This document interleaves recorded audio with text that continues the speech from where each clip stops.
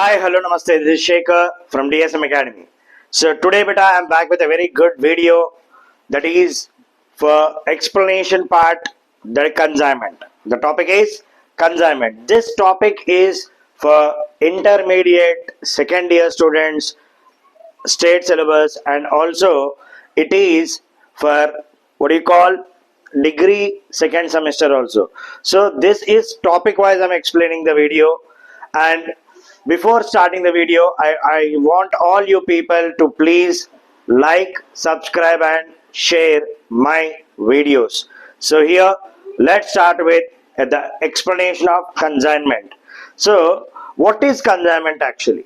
Consignment is simple words. I want to tell you about consignment in very simple manner, that consignment is the process of sending the goods from one place to another place for the purpose of sale.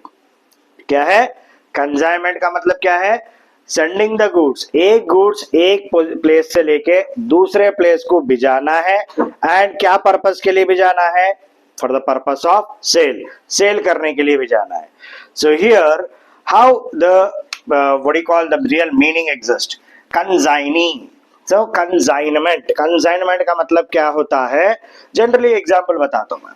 देखिए, there is a person called as Mister A. समझो Mister ए है, ये हैदराबाद का रहने वाला है. He stays at Hyderabad and his business is very popular in Hyderabad. Let us assume that A is a businessman. He is doing business in Hyderabad and his business is very popular, right? So day to day the sales are increasing, and there are many requests from the customers that please open branches in my area. ऐसे request आते जा रहे ये owner को, Mr. A को. तो A क्या करा? A what he did is he opened a branch. What do you call? A store. He opened a store in some other place. For example, he's staying at Hyderabad, being a owner. So he want to stop due to customer request. He want to open a branch at Vizag, right? Visakhapatnam. So Vizag, he want to open a branch. Let us assume that Mr. A, can he manage both the branches simultaneously? No. दो branches एक ही जगह एक ही साथ देख सकता है क्या? नहीं, इसका जवाब नहीं है. So what he does is Mr. A will appoint a person so and so. Let us call Mr. C. He appoints Mr. C to take care this business, the store, right? So he will open the store in Vizag and he will keep Mr. C as an agent. C can be called as what? An agent. And what C duty is? He will maintain the store. He will make the sales and he will give back money to A. यहाँ पे A जो है business अच्छे से कर रहा है, हैदराबाद का रहने वाला है एंड बहुत पॉपुलर हो गया समझो. अब लोग बोल रहे भाई हमारे पास भी ब्रांचेस ओपन कर दो. तो वाइजैक में जो है आंध्रा में एक ब्रांच ओपन करने का कोशिश करा, तो वाइजैक में एक स्टोर ओपन कर लिया. एक ही इंसान नहीं देख सकता, नहीं संभाल सकता दो ब्रांचेस एक ही जगह. तो क्या करा? पहचान का बंदे को वहां पे लगा दिया, भाई मेरा दुकान संभाल ले, जो भी तू दुकान में काम करेगा तेरे को पैसा मिल जाएगा. तो on this basis the goods will be sent from Hyderabad से वाइजैक को goods भिजाते and it will be sold at the place. So this process is called as consignment. Consignment is the process of sending the goods from one place to another place for the purpose of sale.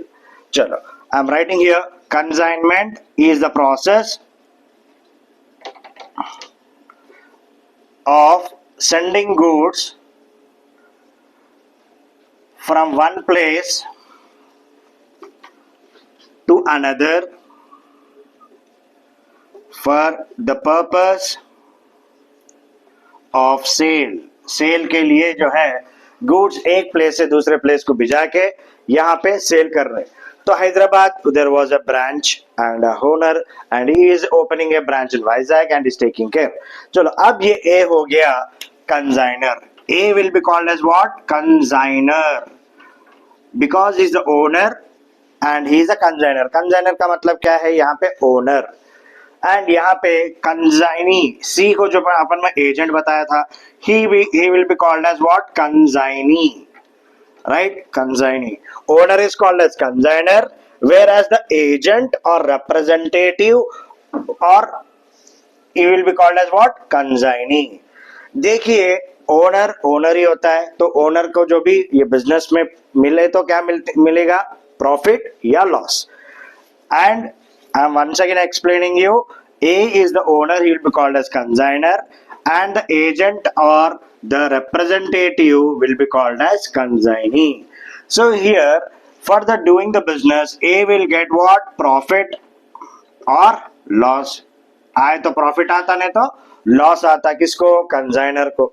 And consignee को क्या आता sir? Consignee will get only commission. उसको salary wages कुछ नहीं मिलता है, commission मिलता है.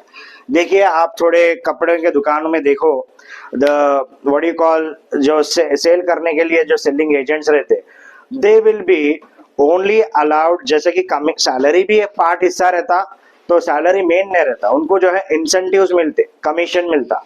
ये भाई तुम इतने प्रोडक्ट्स आज बेचो, तुम्हारे इतने प्रोडक्ट्स में इतना कमीशन मिलता. तो वैसा करे तो बिजनेस के सेल्स बढ़ते. So that's the reason here consignor will send the goods to consignee to sell. And ये शर्त पे भी जाता, तू गुड्स इतने में बेचेगा, तेरे को इतना कमीशन मिल जाएगा. So अगर सैलरी में अगर दिया, समझो उन्हें क्या करेगा? दुकान में खाली बैठता, कस्टमर को कन्विंस नहीं करता भाई लेके जाओ बोल के, क्योंकि उसको मेहनत करे बगैर पैसा मिल रहा. जब कमीशन के पार्ट में काम करेगा, when he works for commission, then he will engage with sales. Sales होने के लिए बहुत ज्यादा मेहनत करता, क्योंकि पैसा जब भी मिलता है जब सेल होता है, तो commission will be given to consignee for the work done. And यहाँ पे आगे चलते हैं, what are the various commissions paid to consignee. So consignee को कमीशंस कितने टाइप के पे होते? सो चलो I am removing this, right. So right बेटा, सो टाइप्स ऑफ कमीशन. यहाँ पे कमीशन कितने प्रकार के होंगे इन consignment? One is said to be normal commission, right. First is called as normal commission. What is normal commission? Normal commission is a commission which is paid by the consignor. In this example I told you that A is consignor, C is consignee. Paid by the consignor to consignee at the market rate. जैसा market में सब लोग दे रहे, 5% दे रहे या 10% दे रहे, वो हिसाब से नॉर्मल जो मार्केट में वैल्यू रहता कमीशन का, वो वैल्यू दे देता है यहाँ पे कमीशन में. तो it is normal commission which is given on sales. Okay, right. Next is called as del credere commission. Okay बेटा, सो डल क्रेड कमीशन का मतलब होता है, what is del credere commission? When the consignee is taking the burden of bad debts. What you call? When the consignee is taking the burden of bad debt. जैसे कि sometimes consignor क्या करता बोले तो, अगर कंसाइनी बोला sir Vizag में मेरे जान पहचान के लोग है, बहुत लोग क्रेडिट में पूछ रहे, राइट, उधार में पूछ रहे, बाद में देते पैसे बोल के बोल रहे, तो कंसाइनर विल एक शर्त पे दे देता, भाई मेरे को गारंटीड पेमेंट दे दे, यानी मैं आपको गुड्स दे देता हूँ, तो उसको किधर भी सेल कर, कैसा भी सेल कर, मेरे को मतलब नहीं है, लेकिन मेरे को पेमेंट होना, ये गारंटी पे, अगर तू रिस्क ले लेके कर रहा तो कर ले बोल के बोल देता. तो यहाँ पे whenever the consignee is taking the burden of credit sales, right, when the burden of credit sales is taken by the consignee, consignor will give an extra commission to the consignee, right, consignor will give extra commission to the consignee. That commission is called as dull cred commission. So dull cred commission is generally paid when consignee is taking the burden of bad debts. Consignee is taking burden of bad debts. यानी credit में जब उन्हें cell करता, भाई अगर for example सी उसके जान पहचान एक 4-5 कस्टमर्स को जो है क्रेडिट में दे दिया, वहां से वसूल करने का भी सी का रिस्क होता है. A is not involve in that, owner is not involve, because he is making sales, he has to take the burden. For taking such burden, he will be paid dull cred commission. Right. Next type of commission is called as overriding commission. So overriding commission इसको बोलते हैं जब when अगर सफर मानो कि भाई mister A है, right, ए बोल रहा है कि भाई ये प्रोडक्ट 500 रुपए का है, अगर तू 500 रुपए में बेचेगा तो 5% कमीशन मिलता तेरे को. अगर if you are selling more than the price, then you will be getting extra 10% बोलता है, right. सो अब 500 में बेचे तो 5% एक्स्ट्रा कितना है 100 रुपए, वो एक्स्ट्रा 100 रुपए में बेचे तो कितना percent 10% extra commission. So whenever the consignee is selling the goods more than the said price, then he will be paid extra commission. That commission is called as overriding commission. चलो next चलते हैं. what is what you call the process. मैं एक छोटे से manner में बताऊंगा consignment का प्रोसेस करते कैसा, उसके बाद अनसोल्ड स्टॉक का फॉर्मूला दूंगा. नेक्स्ट प्रोसीड होते हैं टॉपिक में.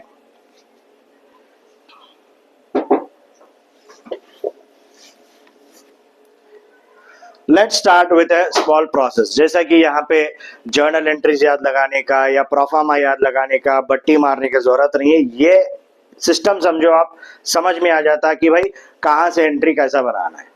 चलो let's begin with the process. चलो first step is that let us assume A is consignor. A क्या है? कंसाइनर है, राइट. ए हैदराबाद में रह रहा, he is staying at Hyderabad and he is having agent. उसका एक एजेंट है, वो कहाँ रह रहा है? See he is staying at Vizag, Vizag में रह रहा है. सो now A, what he does is he is sending the goods from Hyderabad to Vizag, right sir? That process is called as consignment. I already told you. Now how to remember this?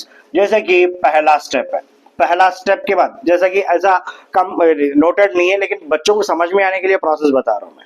सो पहला step है कि भाई goods जो है, the goods will be sent by A to Mr. C. A is the consignor, Mr. C is the consignee.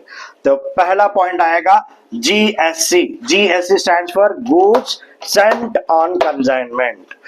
How many goods will be sending by the consignor to the consignee? ये पहला process है.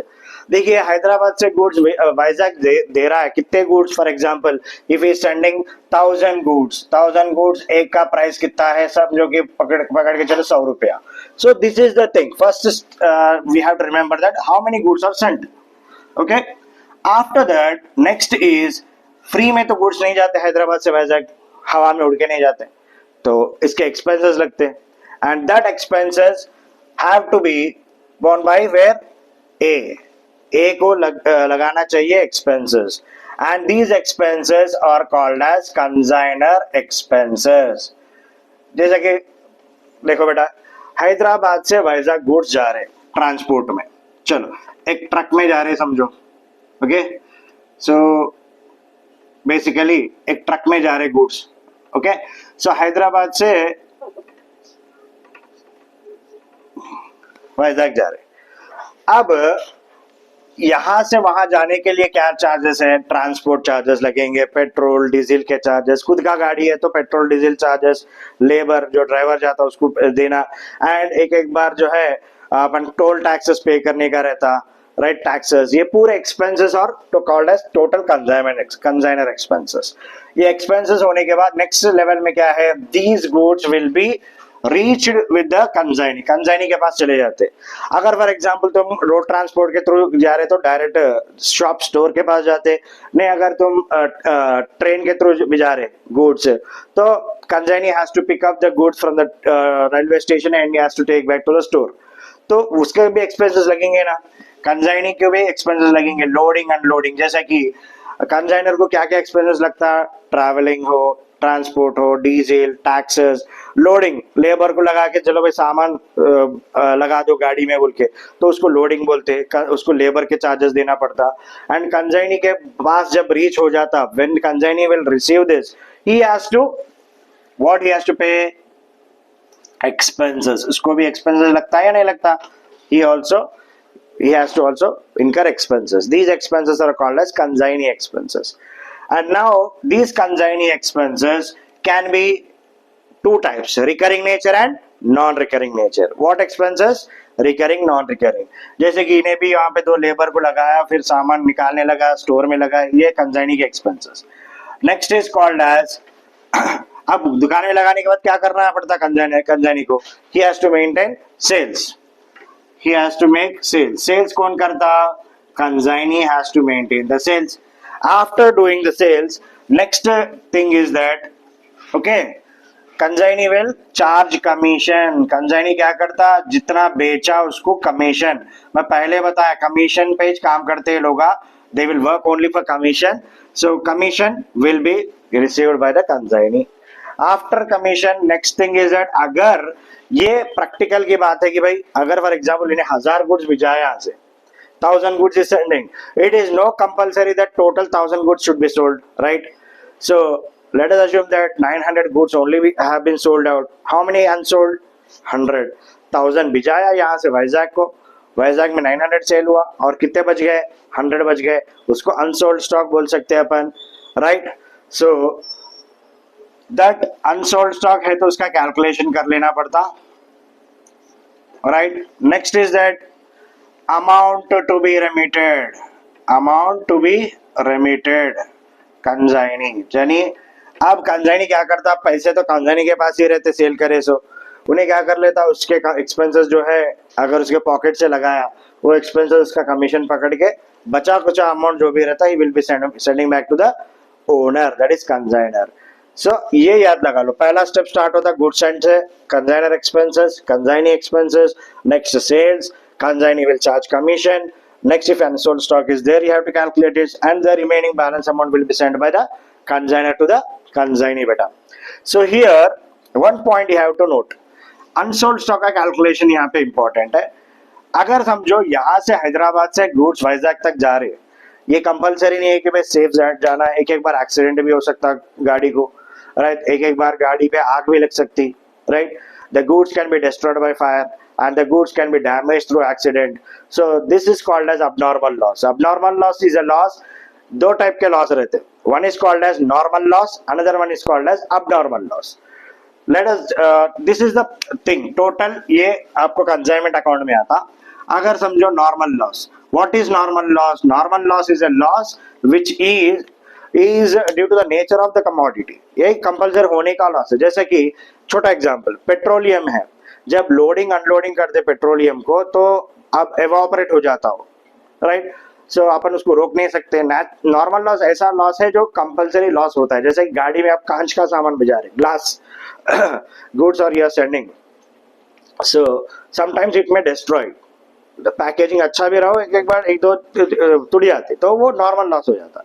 तो owner को दिमाग में रहता है कि भाई ये होने वाला लॉस है, इससे कोई मतलब नहीं है बोल के। अब next is abnormal loss. Abnormal loss is a loss whereby which the loss is said to be occurred only during uncertain situations. अपन मान सकते हैं कि भाई गाड़ी तो यहाँ से हैदराबाद वाइजैक चले गया, बीच में एक्सीडेंट होता बोल के तुम्हारे को मालूम रहता नहीं। the loss which comes due to uncertainty, unknowing factor, it is called as abnormal loss. It will affect the business profit and loss. चलो नेक्स्ट अपन चलते हैं अनसोल्ड स्टॉक प्रोफार्मा की ओर। I'll write down the unsold stock pro forma and abnormal loss pro forma. Then in my next video I'll explain you how to solve a problem in consignment with various things, right? So this is the calculation of unsold stock part. I already told you that it is no compulsory, that there is no guarantee that when the total goods which are sent from the consignor part to the consignee will remain sold totally. Sometimes it may left out, and for the left out goods the value should be calculated to know the exact profit. That is the reason unsold stock is calculated here. So here, how to calculate unsold stock? This is the indirect method. So step number 1 is value of goods remain unsold. First what we have to write beta here? We have to write the number of goods unsold. जैसा कि मान के चलो 1000 goods A has sent to C and C has sold only 950 units, right? So how many unsold? 50 remain unsold. That 50 you have to write here, 50 into what is the cost price of each. Next, step number 2, add consignor all expenses. When it comes to consignor all expenses, you have to take all expenses of consignor into number of goods unsold. कितने unsold है? 50 divided by number of goods sent कितने हैं? 1000. 50 by 1000 कर दिए तो अपने को आ जाता step number 2. Step number 3, add consignee non-recurring expenses only. So consignee non-recurring expenses into number of goods unsold. How many goods unsold? 50 divide by number of goods received, कितने receive करा उतने कर लिए, तो स्टेप नंबर 3 आ जाता. Last is unsold stock value is this much. So this is the process of calculating unsold stock. Okay beta, next I'll show what the pro forma for how to calculate abnormal loss. ये non recurring expenses क्या है? First of all, recurring expenses का मतलब होता है जो expenses हमेशा repeated वे आते रहते हैं, एंड नॉन रिकरिंग का मतलब होता है the expenses which incur only once. So I will give examples for non recurring expenses and also abnormal loss. Okay बेटा, so right.